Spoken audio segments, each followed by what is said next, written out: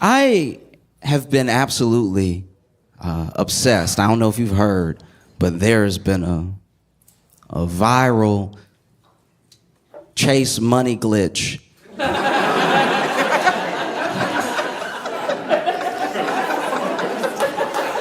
Okay, if you haven't seen it, basically someone on TikTok said that there was a money glitch at Chase where if you deposit a check for a large amount, an amount you don't have, it will let you withdraw the full amount that you just made up, right?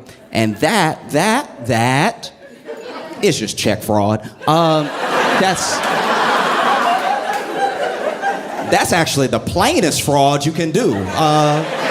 To walk up to an ATM and be like, I'd like to lie, please. That's not legal at all. And so I saw the TikTok and I was like, uh-oh, I hope nobody does this. I hope nobody does. I hope not a single person does this. I hope no one does it because it's the worst type of fraud you can do. I hope nobody does this at all. And then I went to Twitter and 6,000 people had done it. Like, in the time that I saw it, there were already people who were like, yo, we out here living. And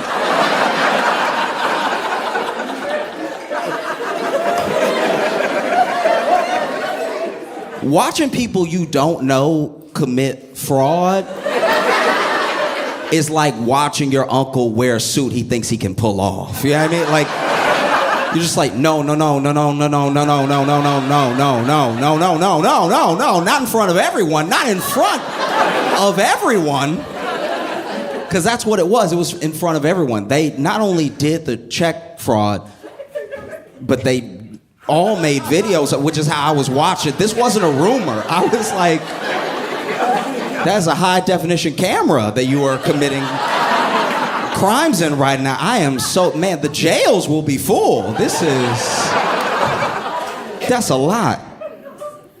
Because, you know, they were playing with money that they didn't really have, and they were spending it on things they shouldn't have been spending it on. And so, you know I'm not the first person to say this. I'm late when it comes to saying this, but I need to say it just to reiterate one more time in case anybody doesn't understand why check fraud is a very, very bad idea. They went to Chase Bank, right? And then they wrote their name.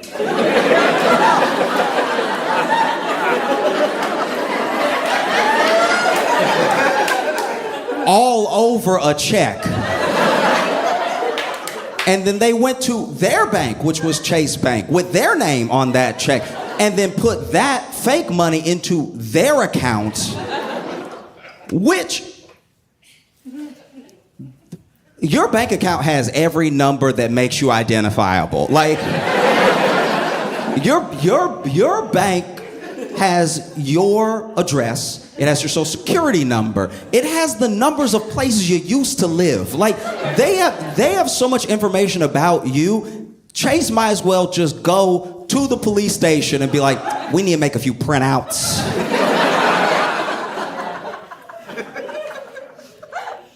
And so people were doing the check fraud, but then this is the other thing. This is what happened. This is why people started doing it, right? Basically, the glitch, as people were calling it, some of it was just straight up check fraud because they will give you a portion of the check because they haven't verified the check yet, but it's law that they have to make a portion available immediately, right? And so there was a mistake for maybe, who knows, 10 minutes, an hour, where someone put in a check and it gave them the full amount immediately. It did not do that for most people. Most people got a portion. So when you see them throwing money, they definitely had to pick it up right after. Like, it's like...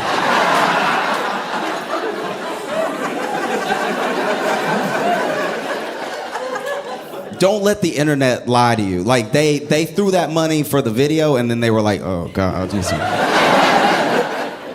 I always, whenever I see stuff like that, I always think to myself, like, y'all didn't factor in the wind at all. Like, you balling for these next 3 seconds, but as soon as there's a gust, you're gonna be running into traffic, screaming, no! And so basically, there was that side of the glitch. Another side of the glitch was that there were people who were also requesting loans, like pretty high loans. And the loans were also appearing, for some reason, appearing in their bank account in full, even though all the money wasn't available, right? So that part is a mistake on Chase's part on the website. But what's actually happening when they were withdrawing the money was just a little bit was coming out. That little bit was just a portion of a bigger amount, right? But then Chase caught on pretty quick because they posted it to the internet, right? Which is where Chase also is. If Chase was one of these mom and pop banks where mom worked the teller and dad was the personal banker, maybe they would have gotten away with it for quite a while. But because Chase is also on the internet, Chase saw the mistake they were supposedly making. They corrected it immediately. They put a 7-day hold on people's accounts that were affected by this activity, right?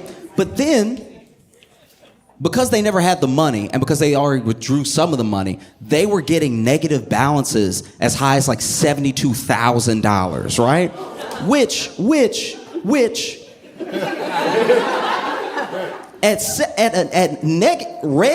at negative red $72,000, I think I'm just gonna change my name. That's when you open your bank account and you go, whose bank account is this? I don't know him at all. I am moving. But this is why you shouldn't let the internet lie to you, not just because they give bad advice with no repercussions, but also because there were people that were faking it.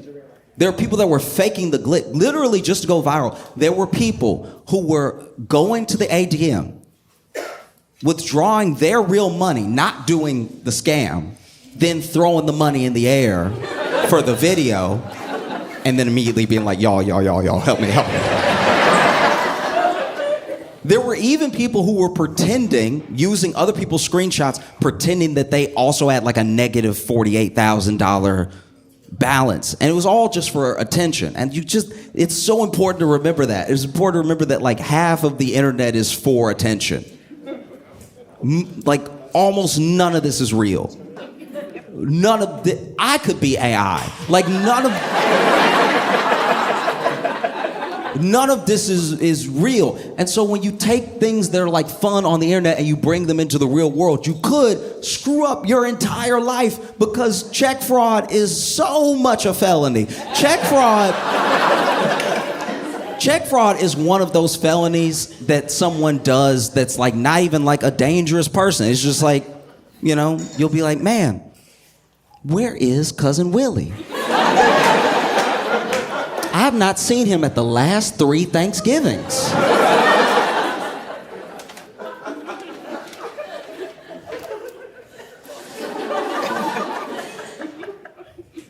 And then your grandma go, okay, so Willie,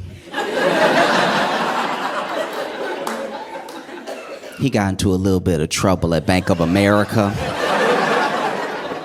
It was a misunderstanding with because grandmas always try to make you seem less of a criminal. A grandma, you commit a crime and grandma be like, he had an accident. It was an accident. He is a sweet child. It was an accident because basically he got a little argument with one of his friends, and then he fell, because they were pushing each other. Then he fell on his friend, but he had just been holding a knife at the time. That's why we praying for him to get out, because I know his spirit. I know my baby, and my baby would never stab someone to death. My baby, how the police know he wasn't trying to get the knife out? You know what I mean? That's why it went in so many times, because it kept slipping in, and he kept pulling it out. Why didn't they ask why that man's body was magnetic? Why didn't they do that? My baby ain't no murderer.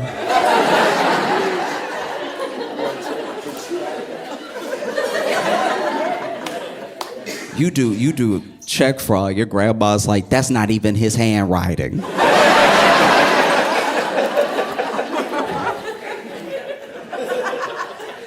But grandma, is his name at his bank put into his account, and they just came and got him. Yeah, but I don't know. When a grandma really has nothing for you, when you did it so hard, when you did it in front of her, that's when she's like, I don't know. Because at the end of the day, the one thing a grandma is not is a snitch. Grandmas...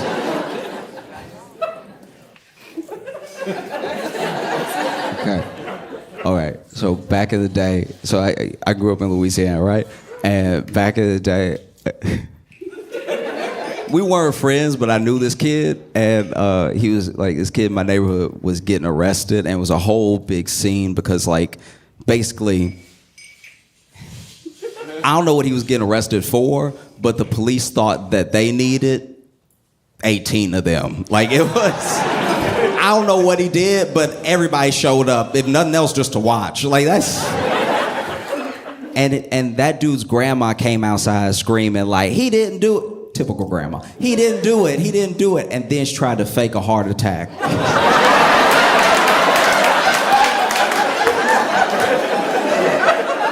I was like, damn, grandma a G right here.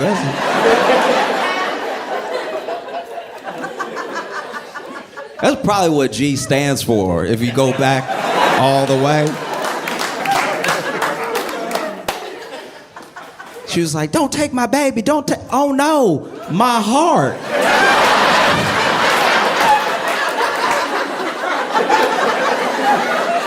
And you could tell she was faking it too because she like really planned the fall. Like the fall, because she knew she couldn't just fall however she wanted to fall. She may never get up again. So she was... in her little nightgown and everything. Looking for a soft spot on the ground. Oh no, not my baby, my heart. Ugh.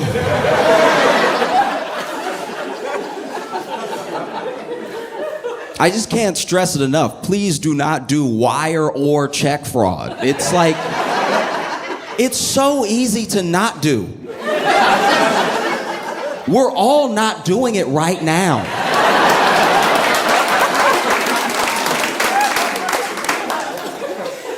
And I don't want to, look, I'm not coming from some holier than thou place either.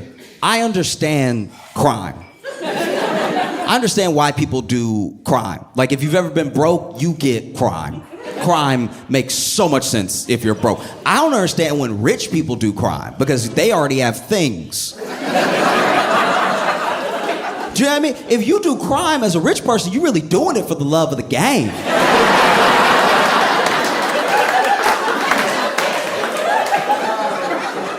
If you are a multi-millionaire and you embezzle hundreds of thousands of dollars, you're doing it for chips. Like this isn't...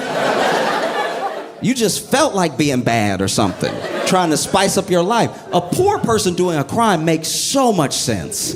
I don't have anything. I don't have anything. That's a thing. I'd like to have it. Simple math, you know? I've been hungry. You hungry? Man, I wish I had something to eat.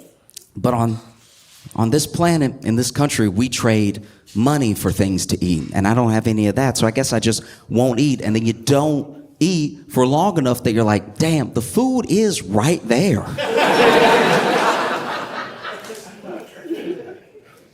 You know what? Today's the day. I'm gonna do a crime. And then you grab an apple or something, and then, you know, grocer sees you, and you try to run, but you can't because you don't have any energy.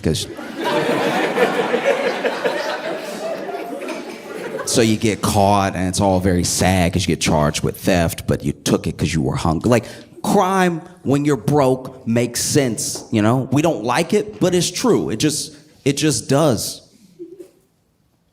And it's weird because it's like, Chase isn't... Chase...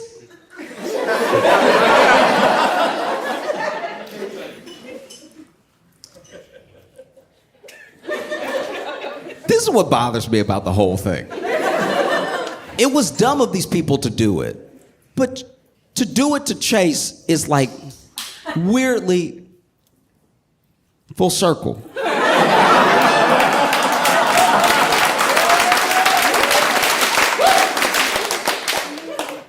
Chase got bailed out in 2008 for about $12 billion. And they needed those $12 billion because they were playing with money that wasn't theirs. And they were... They made the video, it just didn't go viral. You know what I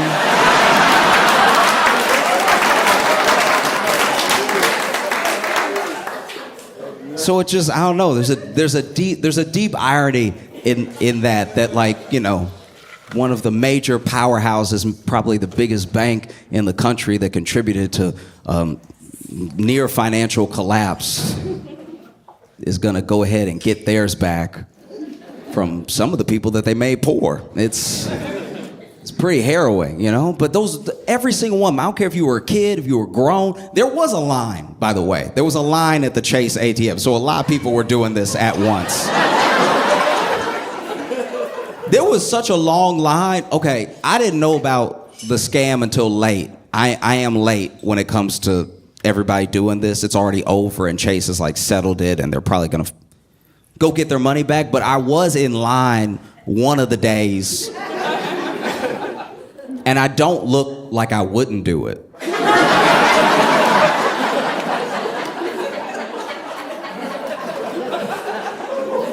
I'm standing in line like, come on now. Line's never been this long before. That guy's throwing money, that's irresponsible.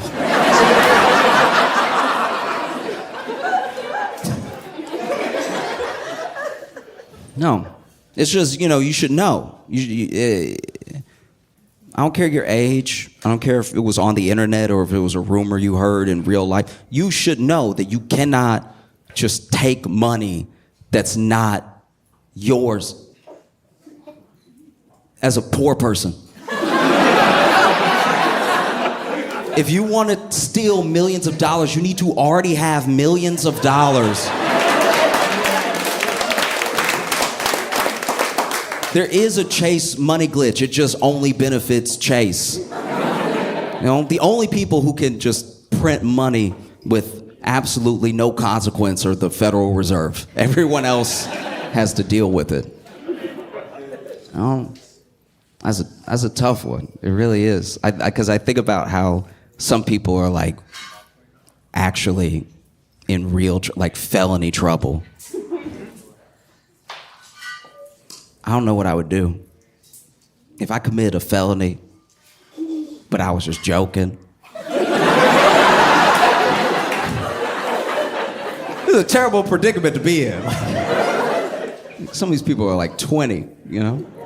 They're like, guys, I don't know, I just wrote too many zeros, my bad.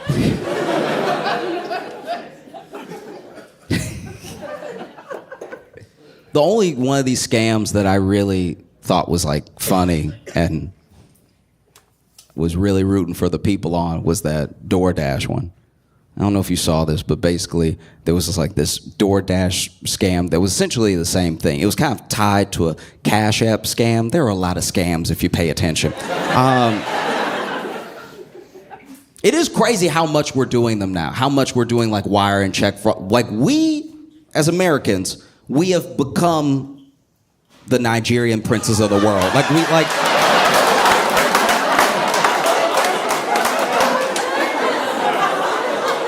Because I know Nigerians. I know Nigerians from Nigeria. And they are like, what is happening over there? Do you need us to send you something? Like, y'all are down bad as a people and as a country. This is hard to watch. But basically, there was like a DoorDash scam / Cash App scam where basically Cash App was letting you...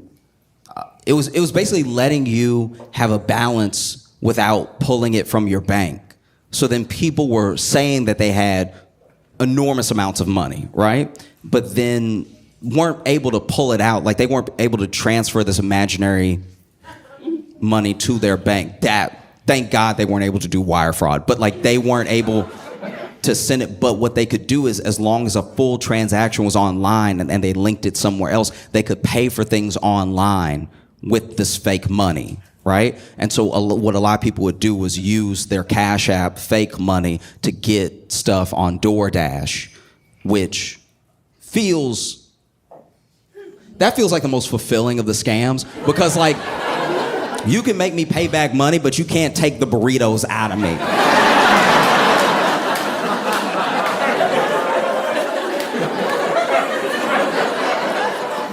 You know what I mean? Like when the police come, I'm gonna be full, all right? And when they put me in the car, that car's suspension will be in trouble.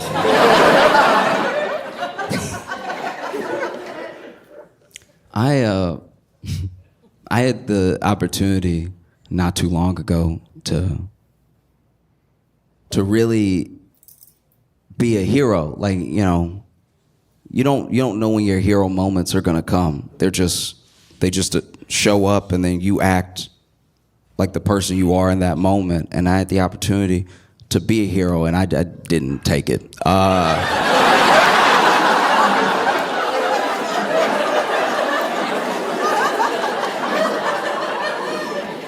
I looked that moment in the face. I was like, you must be looking at somebody else. I don't know what to tell you. This is bad. Basically, I was at a friend's house, and while I was there, some other people basically broke out into a fight, and like a real fight. We're not arguing. No one's talking anymore. Fists going and everything. And there was a moment where I could see a gap. I could see a pocket where I could have broke it up. And breaking up a fight is a very precarious position to put yourself in, because most fights that you want to break up, especially if it's two people, if it's three, it's gone too far, you know. You're not going to be able to double dutch that one, you know what I mean? But two, you wait for a moment where they're like both tired, or they're trying to wrestle, or, you know, they're backing up to like get started to fight. You know that little back up hop step? This is usually, okay. When someone doesn't really know how to fight, they do too much prep for the fight, you know what I mean? Like okay, I know I'm digressing to digress, but basically one time in high school, there were these two kids that were about to fight, and I didn't even bother trying to break it up because one kid stretched. And I was like,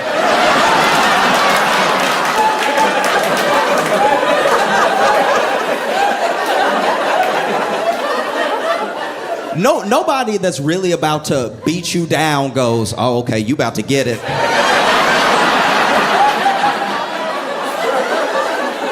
You just give me a second. I'll be over there in a minute. You just.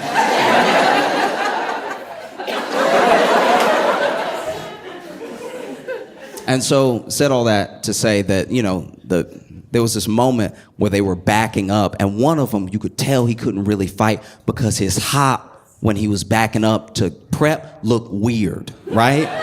Because he didn't hop like, you know, like if somebody can really box, or if they've got like some movement, some footwork, they have the little hop. This dude went, okay, then here it is then.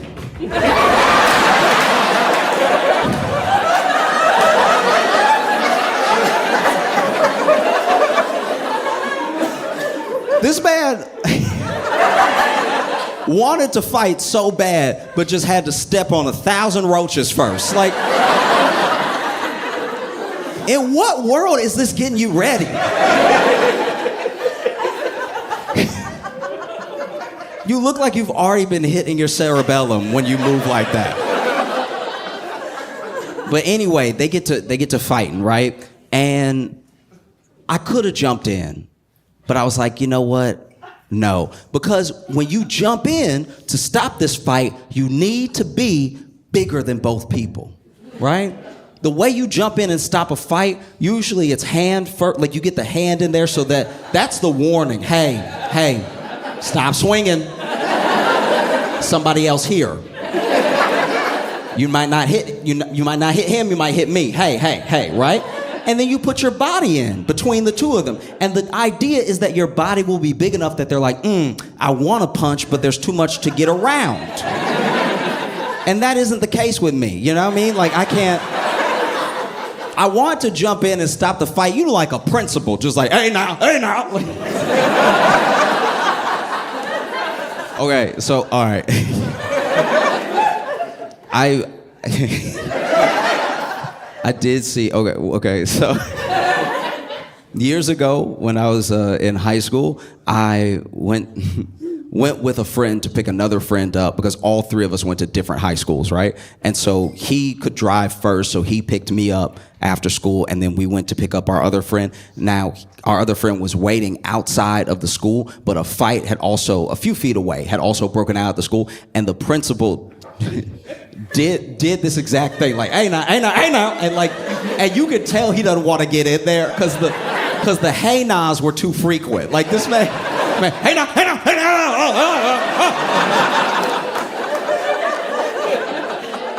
But he stopped the fight because he was just being too big for both those boys to get at each other, right? And I don't have that. Like, if I jump in, I will catch a stray. Like, I'm gonna walk right into a fence. Brothers, please.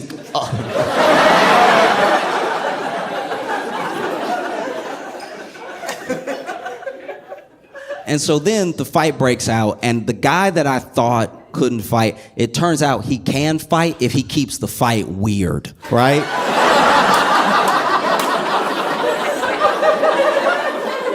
Because in fighting, in hand-to-hand combat, in battle, right, you use what you have. You use your hands, fists, elbows, knees, shins, foot, everything that you can. If you wrestle them to the ground using your weight, using leverage, there's just lots of going on with your body when it comes to a fight. But what I've never seen, and I watch fighting, I watch combat sports, I like watching boxing, I like watching kickboxing. I've seen people who can kickbox in real life in like a street fight. I've seen people who can box in real life in a street fight. I've seen people use their knees, like Muay Thai moves, elbows, all that stuff. I've never seen somebody who just grabs.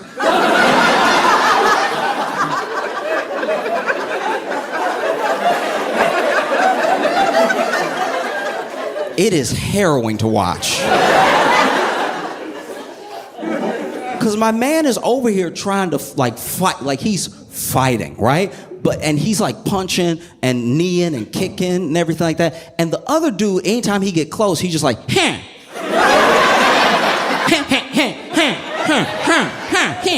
So now this dude punching while also being hella uncomfortable. Like,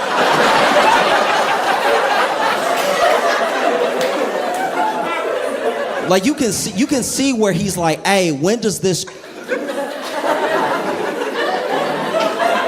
cross over into a different type of assault?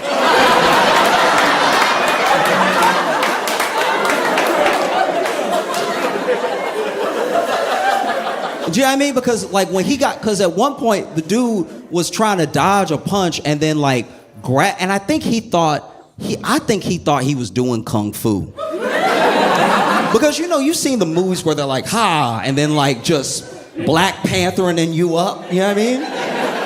This dude at one point went to dodge a punch, but clearly, we could all see it, clearly grabbed the inner thigh of the dude he was fighting. And you see that dude miss with his punch, but also be like,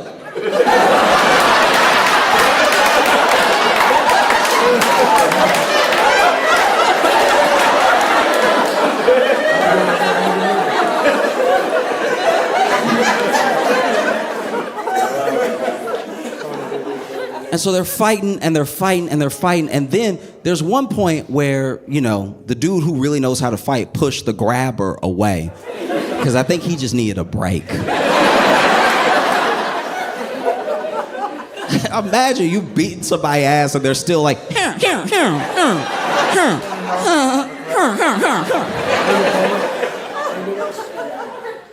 it's devastating. And so then I realized that I made the right decision, not because I didn't want to be grabbed, but also I knew I made the right decision because when they re-engaged, the dude who knew how to fight, okay. I shouldn't laugh, but all right.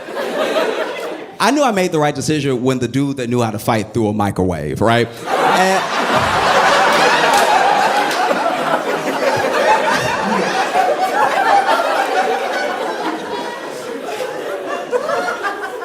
And I think, okay, this is what I think happened in my mind, right?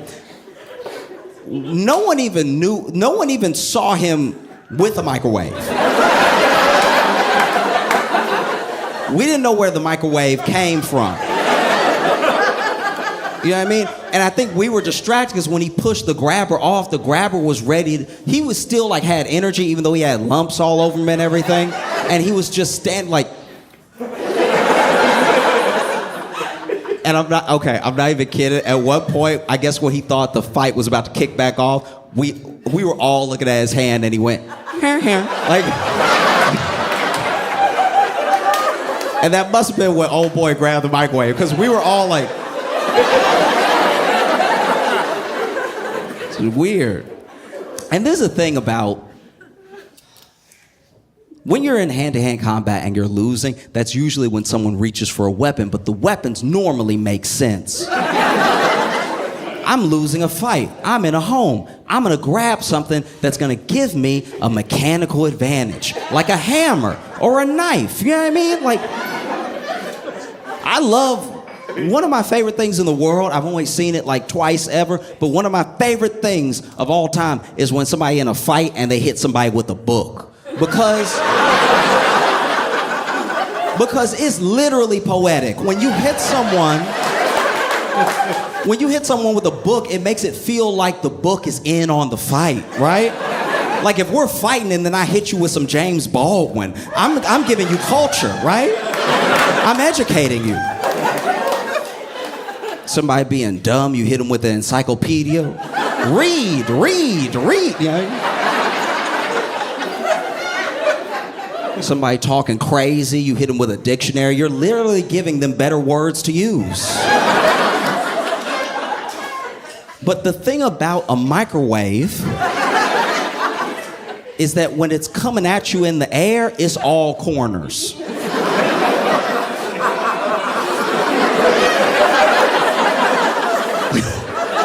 When a microwave is hurtling towards your head, it's nothing but angles, all right?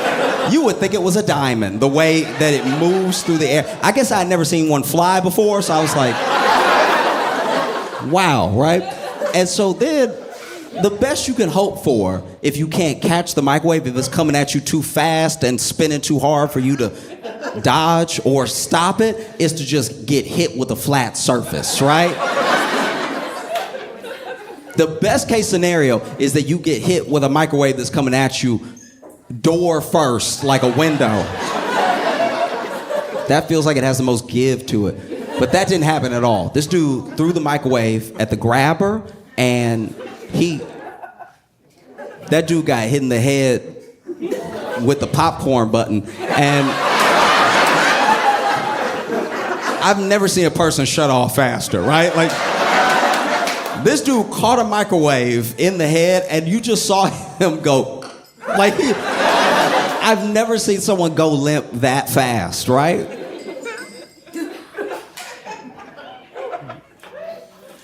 We were all standing there like, I think he dead. Like,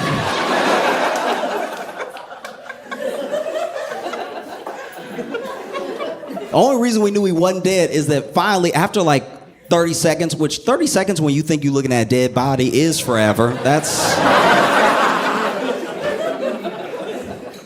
When you think that somehow you might go to jail too, you've been looking at that body all day. But he was clearly like down for 30 seconds, and then we just saw him be like, oh. So, he's fine.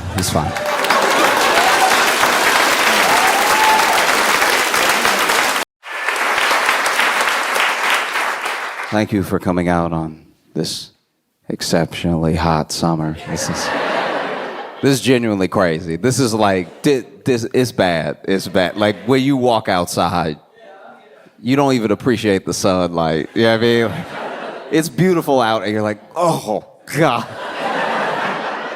This is the type of weather where you're like, Greta was right. We might be doomed. We should have been listening when she was sailing or whatever the first thing she said was. It was really bad. This is the type of weather where it's so hot you start getting weird offers. Like you go outside and there's just somebody standing on the corner like, hey, you give me $1 and I let you sit on my ice.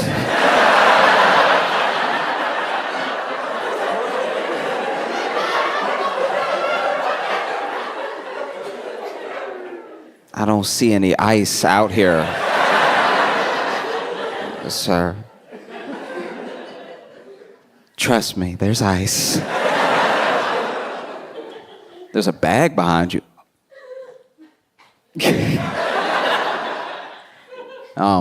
It's also tough because I feel like it changes relationships too, you know? Like it's so hot, somebody could live so close. But the test of love is which one's leaving their apartment. You know what I mean? You know? You'll live next to somebody a 15-minute walk away, but it'll be like, I could die. I can't be doing that just out willy-nilly just so you to see me. We can FaceTime, all right? Like, I feel like even the way people are sexting must be different, you know? You're just texting somebody, middle of the day, like, hey, I got that AC.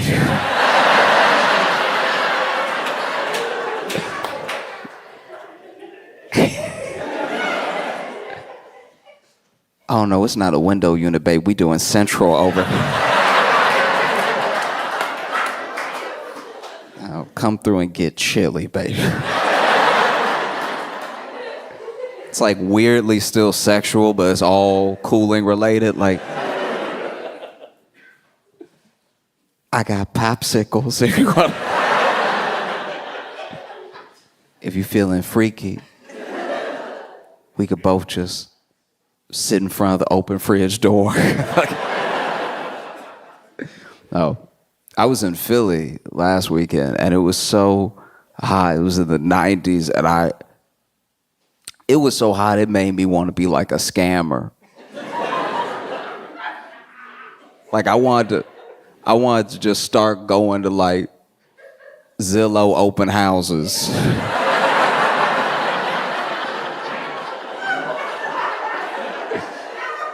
Places I have no intention on putting an offer down on, just to stand to the AC, be like, oh, 2.5 bath, okay.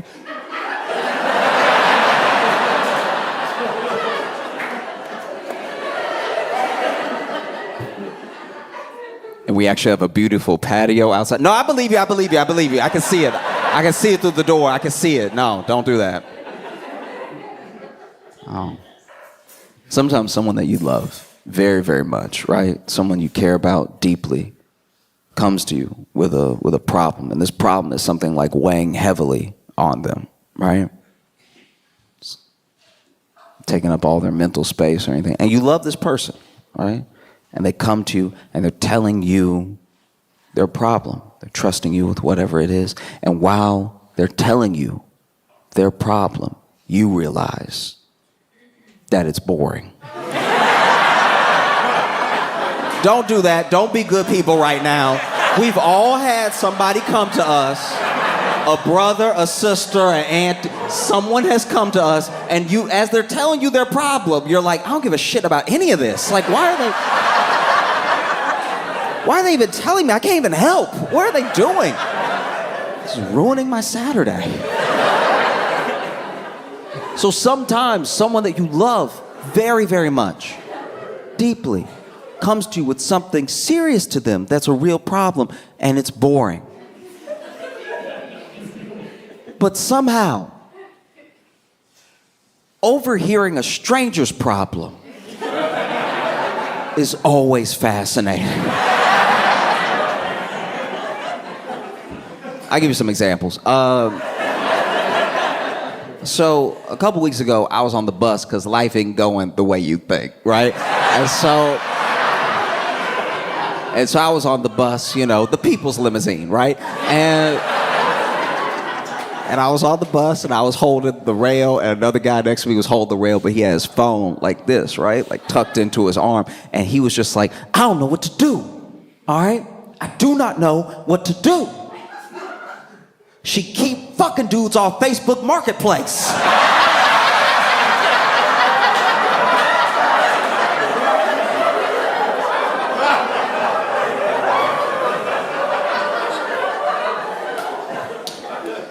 Yes, yes. I'm in.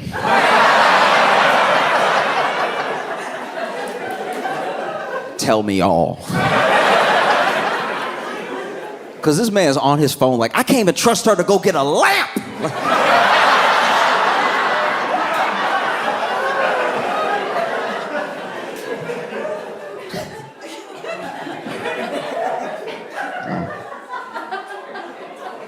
A couple days later, I was also on the bus because once again, life could be better, right? We'll get there, but until then, community Uber, right? And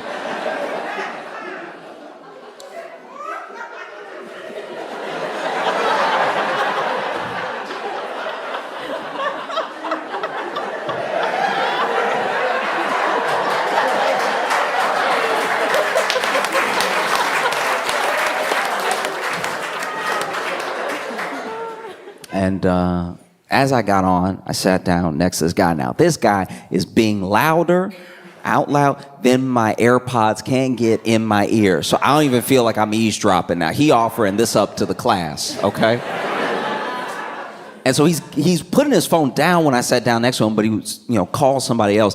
And basically, he calls this next person and tells them that the person he just got off the phone with was a woman who he had been hooking up with, who just called him to tell him that she was pregnant and she was keeping the baby, right?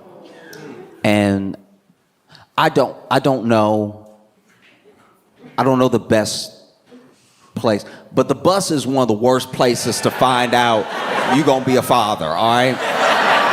The bus is top 3 bad places to find out you're gonna be a daddy, okay? It goes jail, the toilet, the bus, right?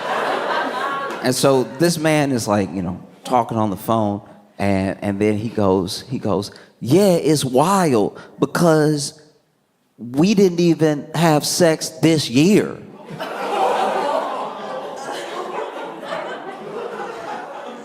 And I was like, oh no.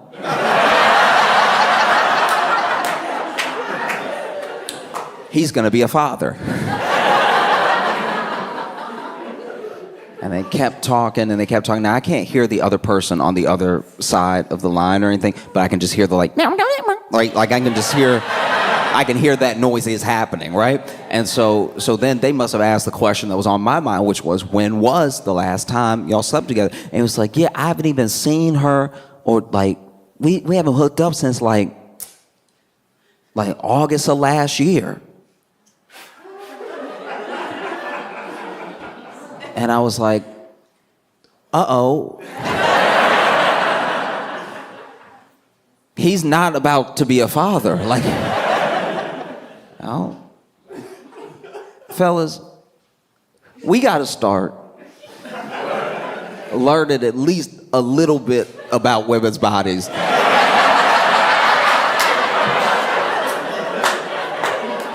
If nothing else, so we can't get fleeced like this. Like, this is...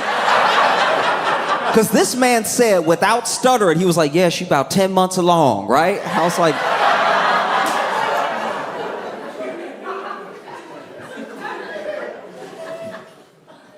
oh. And then they kept talking, they realized he actually did get the math wrong, right? The math was wrong. It was 11 months. And I was like, okay, so when do I step in now as a stranger, right? Like, when do I step up and step in to help? Because I've been missed my stop. I missed my stop.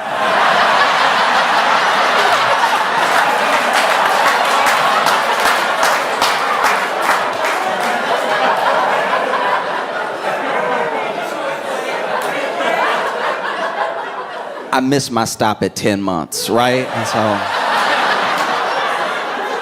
so I'm at least 11 minutes that way, right? And so finally, I leaned over to him. I was like, hey, bro, I couldn't help but hear, we all heard, I couldn't help but hear, and I have good news and I have bad news. The good news is you're not about to be a father. The bad news is you should maybe never be a father.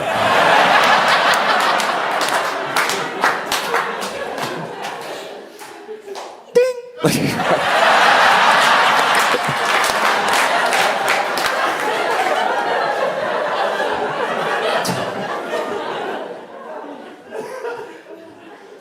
You also overhear wild stuff, like the heat changes people for real. Like there are things people do in the heat that they would not do otherwise. You know, like I was walking my dog, and in the background, like way down the street on the corner, I heard a little kid get into a fight with the ice cream man.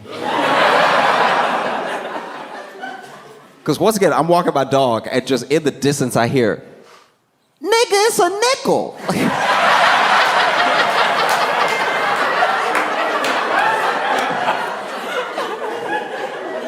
Even my dog was curious. Like, my dog and I both turned around. And the ice cream man was like, I don't care what it is, you short, little man. And this kid looked up, I don't know how old he was, looked up at the ice cream man, head can't reach the counter, and goes, your dick is short, I want my chocolate.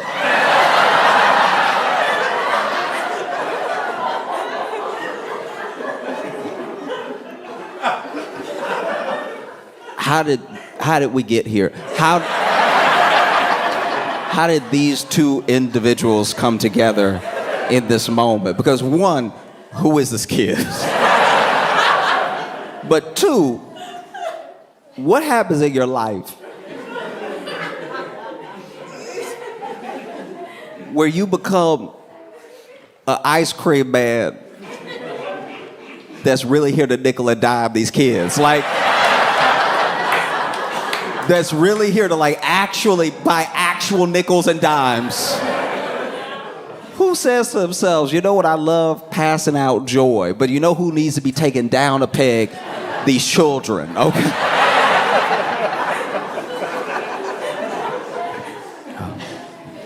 I'm trying to figure out what type of friend I am.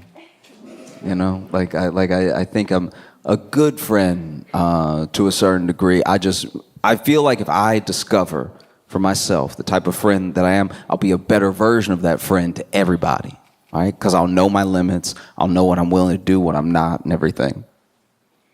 And I'm quickly realizing that I am not the advice friend. Don't come to me. Truly, don't come to me at all, because my advice to you will be directly related to how your problem affects me.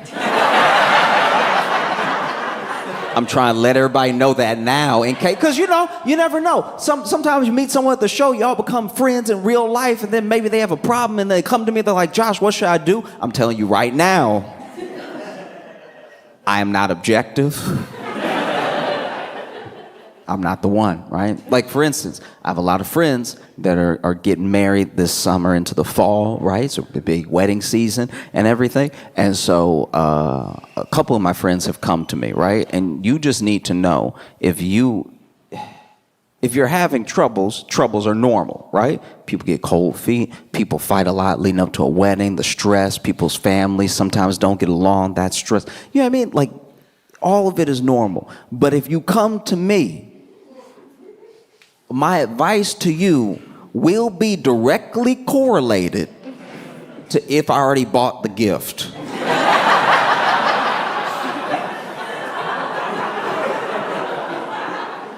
Because I had a friend come to me, his wedding was about, 2 weeks out, he was devastated and everything, and he was a good friend, so I had already bought his gift off the registry. It was a Vitamix 3500, so it was, yes. See, exactly, yes. 100%, yes.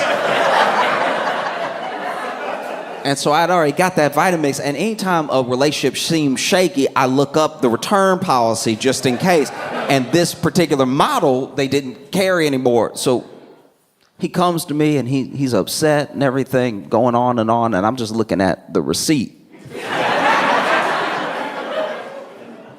And so finally, he looking at me to say something. I was like,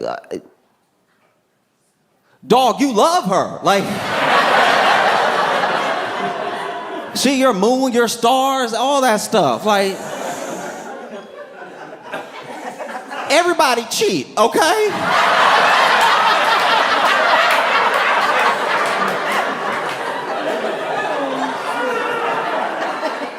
She gonna stop probably, like.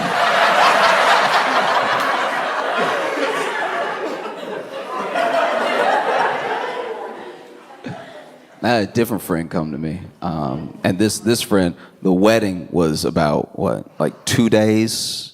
Yeah, like two days out, and my man comes to me, and his problem was very specific, deeply specific. Basically, his fiance and the wedding planner had planned out the whole wedding, pretty much top to bottom. They weren't really asking him for much, but then he was offering up. He was like, is there anything that you need me to do that I can take off your plate? And she was like, no, we got it. And he was like, well, there's got to be something. Like, I want to be involved somehow. And so then she told him that basically they had everything planned down to a T, but he could pick the placemat at the reception, right? Like the little place, as long as it was in line with the color theme, he could pick that. And so then my buddy poured over for like several days, all these like little different, you couldn't even tell the difference between them, all these different placemats and stuff, and was like trying to make a good decision on the right one and everything. And he finally picked one, and basically, it seems like maybe she didn't like it because she had the wedding planner change it last minute. And then they didn't really talk about it. So his feelings were kind of hurt because he was like, oh, that was my one thing, and I took some real pride in doing it, and she didn't say anything to me. And it was a destination wedding, and I hadn't bought my ticket yet.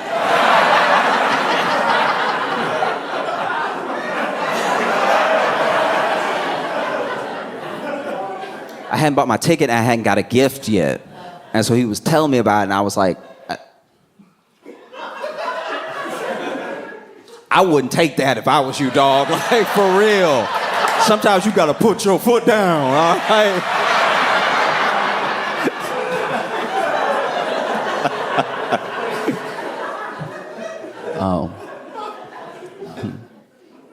I've been watching some of the older people in my life and everything, and it's crazy. My friend, his grandparents were together until his granddad passed away. And his granddad probably passed away at like 85 or something like that. But him and his grandmother got married young. So they were together for like 62 years or something like that. It was crazy. And people always want to know the sort of secrets to staying together and like having that sort of relationship, that bond. And he said that his grandma basically summed it all up very quickly. She was like, if you want to be with somebody for the rest of your life, you have to know and accept that the first year is lust, the next 10 years are love, and everything else after that is spite.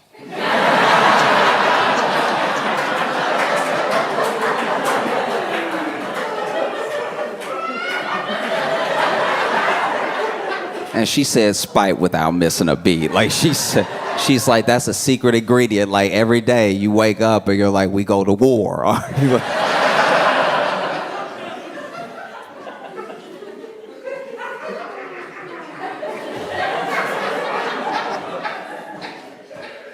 And basically, she tells this story about how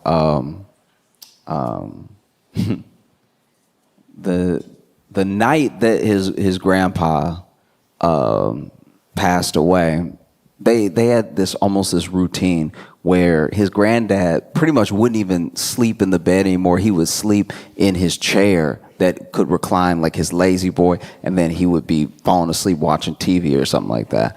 But on that night, he went to bed with his grandma, and he passed away in his sleep, which is how a lot of people want to go. It's very peaceful, you know, next to somebody you love. And then he wasn't there, but his mom was. And his mom said that when she woke up, she was getting ready and like making breakfast and stuff, and she heard his grandma from the room.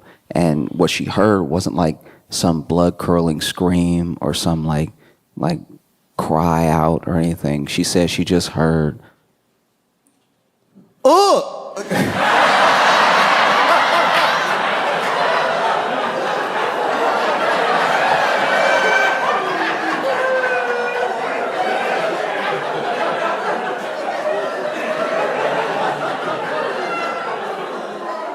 What? Ooh.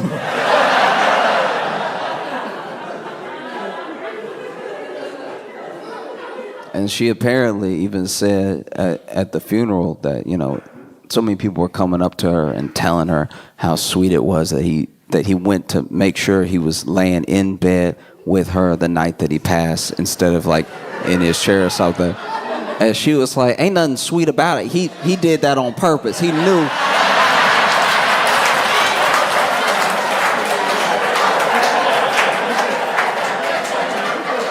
No, he knew he was gonna die that night.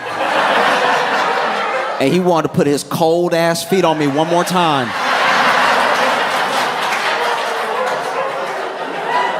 Because they were cold when he was living, but then they were cold, right? And at a certain point you get used to the cold, and then you turn around and he all